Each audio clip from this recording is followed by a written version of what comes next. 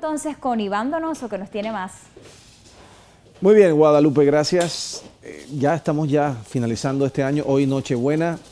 Recientemente pues los muchachos salieron de la escuela, hubo graduaciones, pero también hubo estudiantes que se quedaron, fracasaron el año, y esto es una preocupación no solamente para las familias, sino para el país en general, porque en la educación y en la juventud pues se dice que está siempre el futuro de un país. Nivia Roxana Castrellón es la vicepresidenta de Grupos Unidos por la Educación, está con nosotros esta mañana. Primero que todo, una evaluación, Nivia, sobre lo que fue la educación este año, el año escolar sobre todo. El año escolar realmente tuvo una trascendencia muy particular en el sentido de que no hubo ningún tipo de problema, no hubo huelgas, no hubo paros, si lo analizamos, pero igual tenemos que ver aquellas situaciones que son complejas, que se dan siempre en el año escolar, y una de ellas es al final, cuando vemos que ha habido una serie de jóvenes que quedan reprobados porque no cumplen las condiciones mínimas para pasar de año. ¿Qué pasa con estos muchachos generalmente? Generalmente... ¿Qué nos dice pues la experiencia? La experiencia nos dice que desafortunadamente lo que ocurre es que muchos quedan en riesgo de desertar la escuela. O sea, ni siquiera van a repetir el año, ya se salen de la escuela por haber fracasado. Hay muchos que se salen del colegio. ¿Por qué? Primero porque no es sencillo aquello de que vas al colegio y vuelves a estar no con tus compañeros, sino con muchachos menores. Hay un tema de pronto de orgullo, de no sentirse que se encaja. Es algo muy complicado. De bullying, de los que se fueron arriba y lo dejaron atrás también. Yo pienso que más bien una sensación de fracaso, sí, por un lado, porque también el término que usamos, hablamos de fracasados. Fracasados en que no pasaste unas materias, fracasados a la vida. Por eso a mí me gusta usar el término reprobados, claro, porque estamos hablando de estándares mínimos para poder pasar de un año a otro.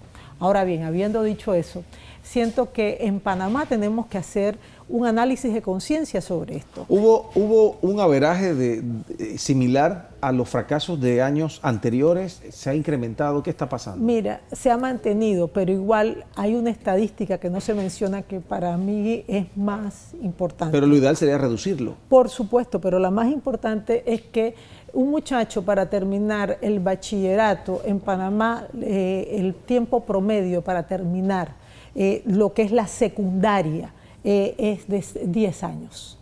Eso es terrible porque un periodo de 6 años utilizan 10 años para terminarlo. Ya vienen con un arrastre. No solamente un arrastre, sino que si lo analizamos, al Estado le cuesta también una cantidad de dinero importantísima. Bueno, al Estado y a nosotros, que somos los contribuyentes, que mantenemos el Estado, ¿no? Es que precisamente el Estado somos todos, claro, por eso utiliza el término. Sí, sí. Entonces es muy complicado lo que está ocurriendo.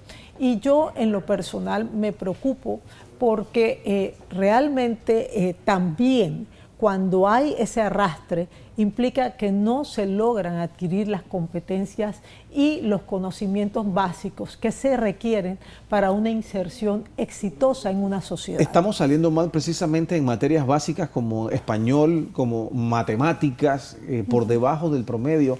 Vimos los resultados del TERCE. Así es. Recientemente. Así es. ¿Qué está pasando? O sea, yo siento que es un fenómeno de muchos años. No es algo que ha ocurrido ahora. Algunos dicen que los muchachos no quieren estudiar. No.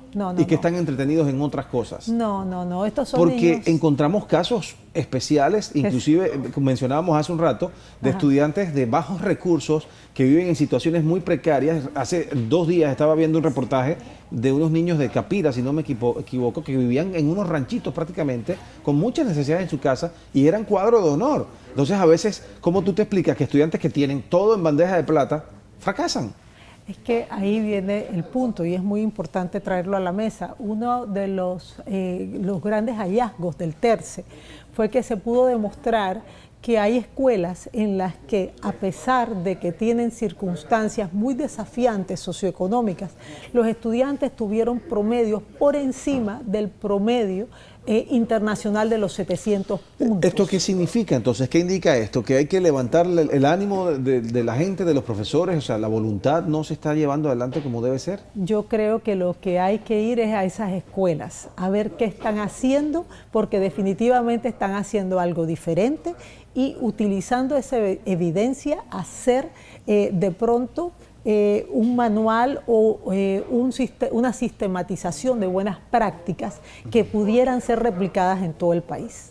¿En qué ha quedado el tema este de ayudar a los padres que tienen a sus hijos en escuelas privadas con el tema de los impuestos, que sean deducibles de impuestos lo que se gasta en un muchacho, porque esto alivia la carga del Estado? Es que nosotros creemos que no solamente alivia la carga del Estado en lo que concierne a cobertura, sino en cuanto a oferta educativa. Uno de los grandes principios constitucionales que existen es que el padre de familia tiene derecho a escoger la oferta educativa que tenga bien para sus hijos. Obviamente, si no tiene posibilidad diferente que ir a la escuela oficial, es muy difícil que haga realidad ese principio constitucional en la práctica. Entonces, lo que nosotros consideramos, y esto ya con otro sombrero, con el sombrero que tiene que ver con las escuelas particulares, y como ciudadana, que es justo que para los panameños que alivian la carga estatal, por un lado, con una contribución indirecta, pues no se utiliza ese dinero, esa banca a la que tiene derecho constitucional el estudiante y el padre de familia no es utilizada en la escuela oficial, sino que ese estudiante atiende la escuela particular. Eso debe ser reconocido, al menos con lo que implicarían los costos en la escuela oficial. Se ha hablado de esto en repetidas ocasiones. Así políticos, diputados en este caso. No solamente diputados. Han mencionado que No se va a solamente, proponer y que se va a llevar adelante y nunca sucede. No solamente diputados, eso ha estado en la propuesta del expresidente Martinelli y en la propuesta del presidente Varela. ¿Por qué, a tu juicio, es tan difícil de concretarlo? Yo creo que es porque no le han dado la prioridad necesaria, porque hay muchos asuntos que atender, ojalá, y ese es mi deseo de 2016. ¿Cuántos estudiantes en escuela privada hay en el 150.000. 150.000 que salen del sistema de Así escuela es. pública. Y si usted analiza qué significa eso en dinero, con un costo de 2.500 balboas promedio, que es lo que cuesta un alumno en escuela oficial, sí, eso implica que el ahorro es de más de 70 millones de dólares. Hemos estado hablando hoy, anticipándonos al año nuevo, porque hoy es Nochebuena, pero hemos estado hablando sobre proyecciones, sobre rituales y todas estas cosas. ¿Cuáles son tus proyecciones para el 2016 en tema educativo en este país? ¿Qué pronosticas? Bueno, yo lo que pronostico... Sin tener una bola de cristal. Sí, sin leer las cartas. Sí. Es muy importante. Yo pronostico, primero que todo, que tiene que ponérsele la mayor atención al tema de educación. Estamos viendo cada vez más que cómo la falta de educación y formación integral está incidiendo en lo que ocurre en las calles. ¿Y eso qué implica? Que aunque tu hijo se haya educado en el mejor colegio de Panamá, puede ser víctima de inseguridad por aquel que no pudo ser educado correctamente. O sea, una educación equitativa también. Necesitamos oportunidades, igualdad de oportunidades, claro, cambiando el paradigma de que se repite el ciclo de la pobreza cuando el muchacho no tiene acceso a buena educación. Hay que educar más y mejor a los más pobres y tiene que ser una prioridad nacional. ¿Mayor recursos, presupuestos?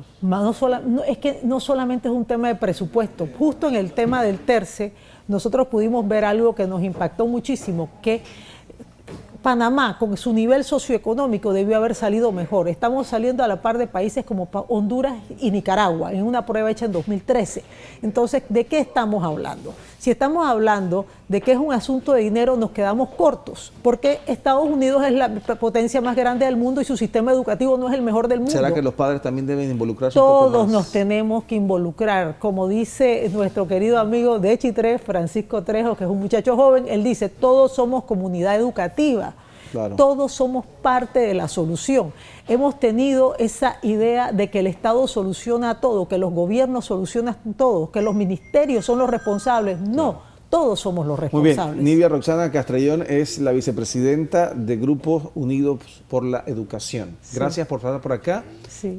Feliz Navidad. Igualmente, y quiero dar mi deseo de Navidad para Claro, Panamá. por Mi supuesto. deseo de Navidad para Panamá, primero, es que haya más y mejor educación. Segundo, quiero que haya menos pobreza. Tercero, que haya funcionarios que estén más enfocados en solucionar y servir, porque en este país lo que necesitamos es más gente que piense en los demás. ¿Tiene que mejorar la ministra? Creo que todos tenemos Sí, que mejorar ok. y hacer nuestros mejores esfuerzos. Muy bien, muchas gracias.